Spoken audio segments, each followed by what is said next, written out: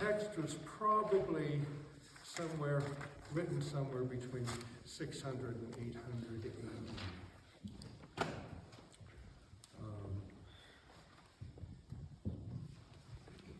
And it relates to the historical invasion of Ireland by the Gaels. And its Ireland's release from a Neolithic race of people called the Tuatha De Danann. And this was a very mysterious group of people who settled in Ireland. We don't know very much about them. Consequently, a lot of myths began to surround them as being the great storytellers that the Irish are. They are described as being fairy-like, mythological. They don't know where they came from. All they know is that they ruled Ireland for centuries. Until Amergin and his brothers of the Gaels set their eyes on Ireland. And the Gaels were a subsect of the Celts. And they came up out of Europe, sailed across, and decided, oh, this looks like a great place to be. The only problem was the Tuatha De Danann. So Amergin, the story goes, went ashore and met with the priests of the Tuatha De Danann and said, look at this fleet I have, look at what you are, and understand that we are taking over Ireland.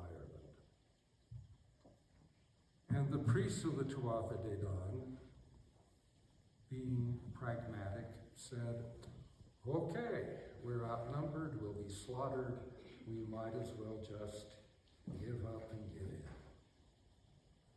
They made one request, though, and that request was that Amergin stay off the shore and not bring his fleet into Ireland for 3 days.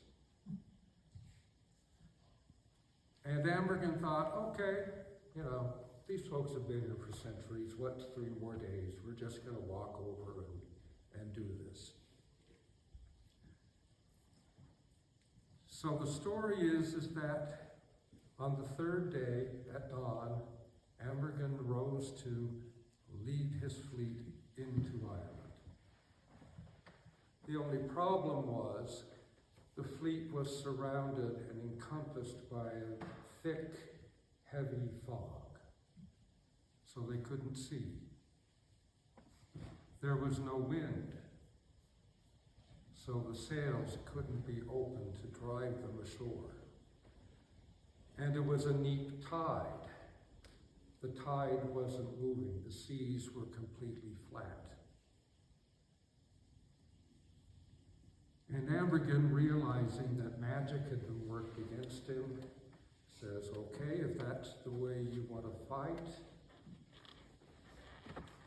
And the legend is that he starts to incant this poem, this lay, in which he, for the Gaels, takes ownership of Ireland. Of what? Of Ireland, spiritually, before setting foot on the land. So making it clear that Ireland and the Gaels are now intrinsically one. That's why it always repeats, I am, I am. I am the Lord of all the trees. I am the queen of every hive. I am the spell. My spell is the powerful spell of the sea. I am, I am.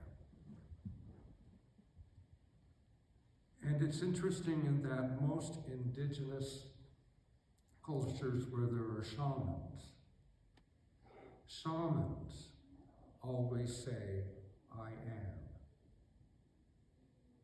For instance, in North America, it's told that if the shaman wanted to change the direction of the wind, he didn't just try to change it, he became the wind. and simply moved in the direction he wanted. And so this document becomes the oldest written document of Irish spirituality. And in the Irish culture, it is extremely important. So I open with, obviously, sea music, yes? Water music. And then move on to the more concrete conquest. And then we return to water music and then come back with other things, dictated by the text. So there's a lot of word painting going on. Okay? But remember, you are claiming Ireland for yourself and for the Gaels. Let's stand and be holiness.